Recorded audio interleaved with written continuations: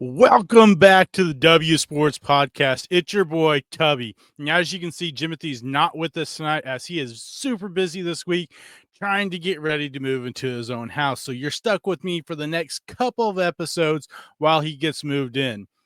Real quick, I just want to say thank you to all 281 people that are subscribed right now to the W Sports Podcast YouTube channel. And those 281 people are entered into our giveaway from November for yet another signed NFL jersey. So if you want to get entered into that giveaway, all you got to do is hit that subscribe button on YouTube, and that's it. You're entered in. We're on our way to 300, so we thank each and every one of you for you sticking with us and being part of the 281 and on our way to 300. So let's go ahead real quick, and we'll jump into some college football week 12. First, real quick, actually, we're going to rewind. We missed something last week on last week's podcast. FSU cleared house, fired offense coordinator, fired defense coordinator. Mike Norvell's last-ditch effort to probably try to save his job. Right thing to do. Offense this year is absolutely anemic without Jordan Travis and Keon Coleman and Jimmy Wilson and Trey Benson. The offense has been so bad this year. It's probably the right move for you to go ahead, get rid of the offense coordinator.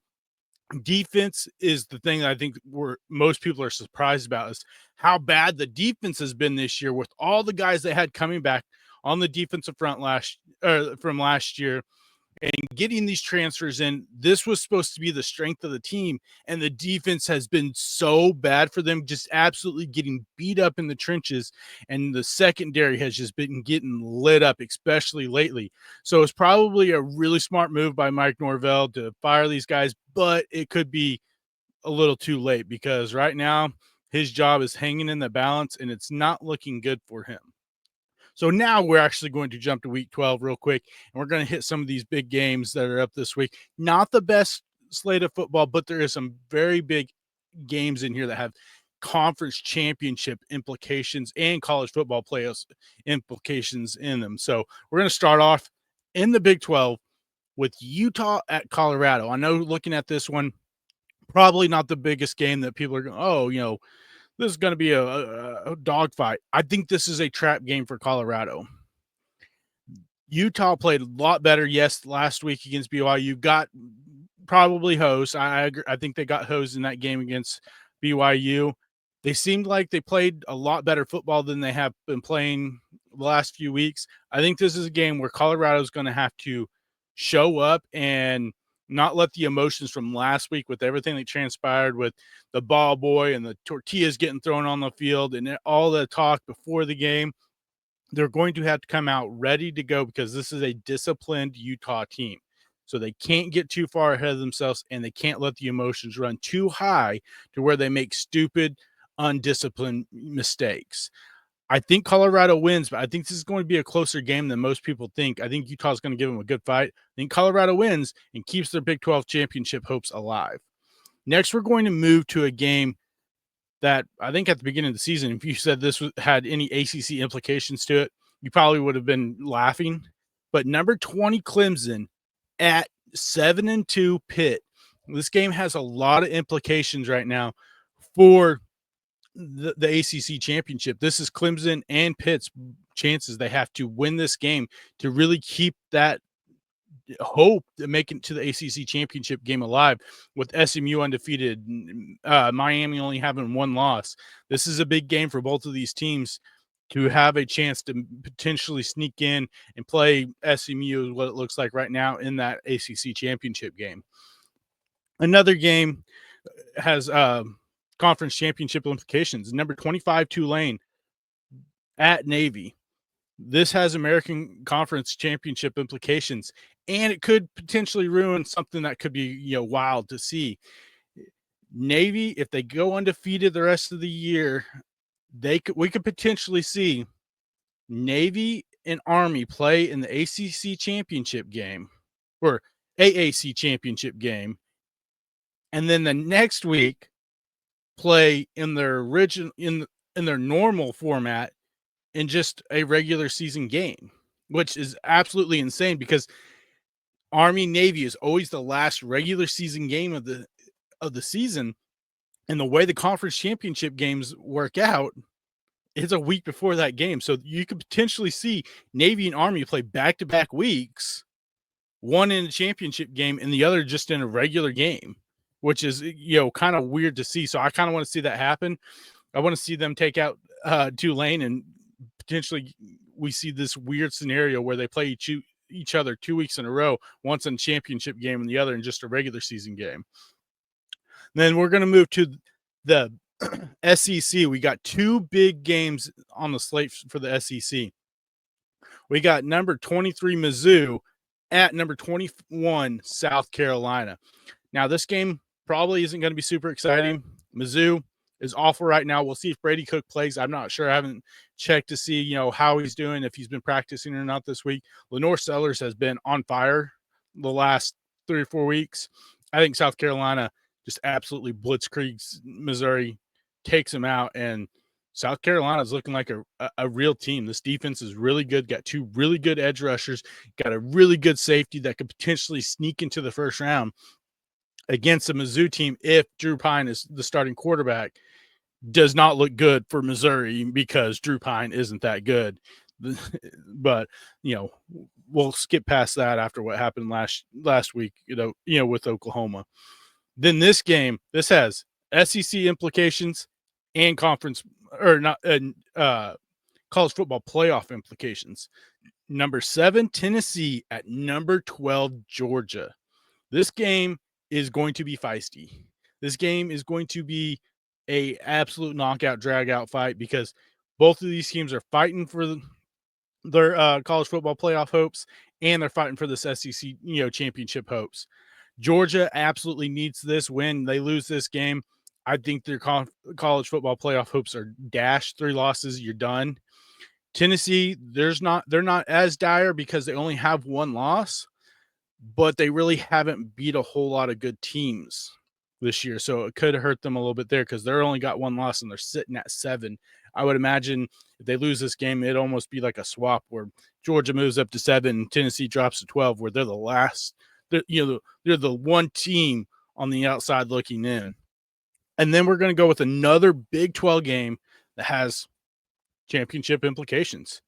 Arizona State, a surprising 7-2 Arizona State at 7-2, number 16 Kansas State.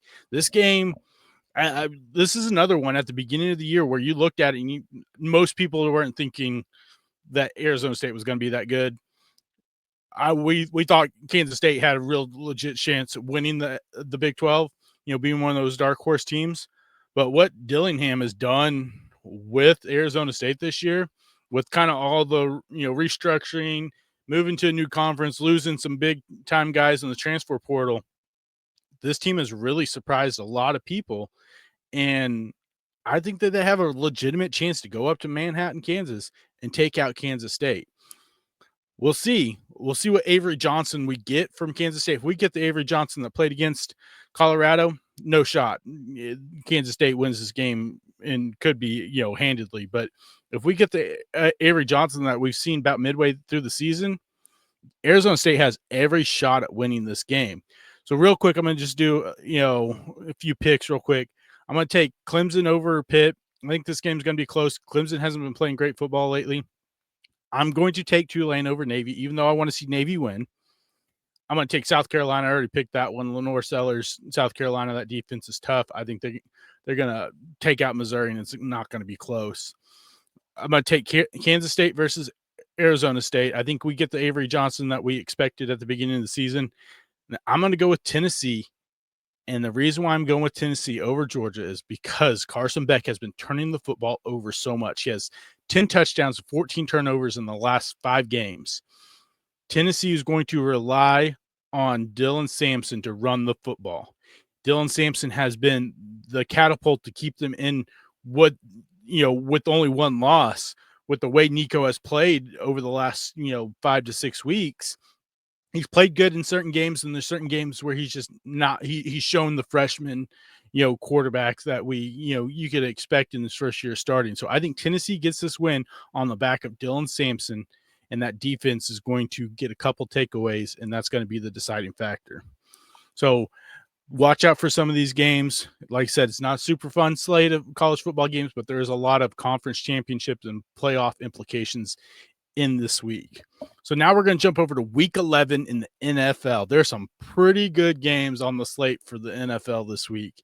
We're going to start out with this game may not be good, but it's the oldest rivalry in NFL, and it's the Packers at the Bears. I think this is somewhat of a get-right game for the Packers. They haven't played great football the last couple of weeks. We've seen Jordan Love with the injury. He's practiced all week this week. The Packers still own the Bears. I think we're going to see Jordan Love that we expect to see, and hopefully keeps the turnovers down. Next, we got a big one in the AFC North. This one is for number 1 seed in the AFC North. The Ravens at the Steelers. Can the Steelers keep a hold of the number 1 seed in the AFC North? We will see. This team is cooking right now. With Russ in there, the offense looks so much better than it did with Justin Fields. The defense we know is going to be tough all the time. The Ravens offense is it's probably the best offense in the NFL right now. But the big thing is that secondary for the Ravens is absolutely atrocious. We talked about it last week. They're number 1 in run defense, but number 32 in pass defense. If that's the case, we could see Russell Wilson and George Pickens have an absolute game against the Ravens. And with that Steelers defense being able to slow down that Ravens offense just enough, maybe we see the Steelers take firm control of the AFC North and go up 2 games on the Ravens in the division. Next one is this is a weird one because of the way the NFC North is, or NFC West is right now. It's kind of all discombobulated with the Cardinals sitting at the top, which I don't know if anyone expected the Cardinals to be sitting at the top of this division, but we've got the Seahawks at the 49ers. This is a big game for the 49ers for them to stay pace with the Cardinals in this division to win it and not have to hope for a wild card spot. And this is kind of the same thing with the Seahawks. This is a game they need to win to try to keep their playoff hopes alive and keep their chances for potentially maybe snagging the NFC West. I don't know if they can. I think there's a lot of questions. Geno hasn't played great. DK should be back this week, it looks like, so that'll be a big help. But we'll see what happens. Then we got the big game. The game everyone's looking forward to because everyone thinks the Chiefs are going to lose finally. It's the Chiefs at the Bills. This game is pivotal for the Bills. They need to win this game because you don't want Patrick Mahomes having home field advantage all throughout the playoffs. They need this win to pull themselves closer to the Chiefs for that home field advantage in the playoffs. I think the Bills win this game. The way the Bills are looking right now, the way the Kansas City Chiefs, barely won against the Broncos. Yes, that is a rivalry game, but you had to win on a last second blocked field goal. You're without Harrison Butker for 3 to 4 weeks, which might not sound like a big thing, but Butker is one of the most clutch kickers in the NFL, and not having him kick field goals for you, if it's a close game, could be a big deciding factor in this game. Then a weird game. I was surprised when I saw this. The Chargers and the Bengals. The Chargers are a 1.5 point favorite against the Bengals. We talked about the Chargers last week. Are they for real? I don't think so. Their schedule has been putrid. Their schedule has been one of the easiest schedules in the NFL. This Bengals team, it's a must win for them. They're going in there, and I think they're going to win this game. But we know Harbaugh. He is going to run that football and eat the clock and keep Joe Burrow, Jamar Chase, and maybe T. Higgins, if he plays, off the field as much as possible, because we know Joe Burrow has been playing at MVP caliber. The schedule, the record may not look like it, but he is on right now. Him and Lamar Jackson are the 2 front runners in the MVP race, in my opinion. I think you can maybe throw Josh Allen in there, but what those 2 have done this year, especially after the first couple of weeks for that Joe Burrow had, if Joe Burrow doesn't have those 2 bad weeks the first couple of weeks, I think he'd probably be the front runner for the MVP. But I was surprised to see the Chargers are a 1.5 favorite. I know it is in LA, but still, I think that's weird. I think the Bengals are by far the better team and have played a much tougher schedule and have played against the Ravens twice and lost by 1 point, lost by a couple points. I think the Bengals go into LA and just absolutely take them out. I think the Packers beat the Bears. I think the Steelers beat the Ravens. That's going to be my pick for the week. I'm going to go with the Steelers over the Ravens because of that defense for both teams. The secondary for the Ravens is so bad right now. I think Russell Wilson and George Pickens are going to have a day. And then I'm going to go with the 49ers over the Seahawks. And then I already said it, the Bills over the Chiefs.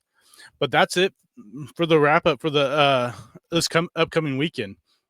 Like I said at the beginning of the episode, go subscribe on YouTube to get yourself entered into our upcoming NFL signed jersey giveaway for the month of November.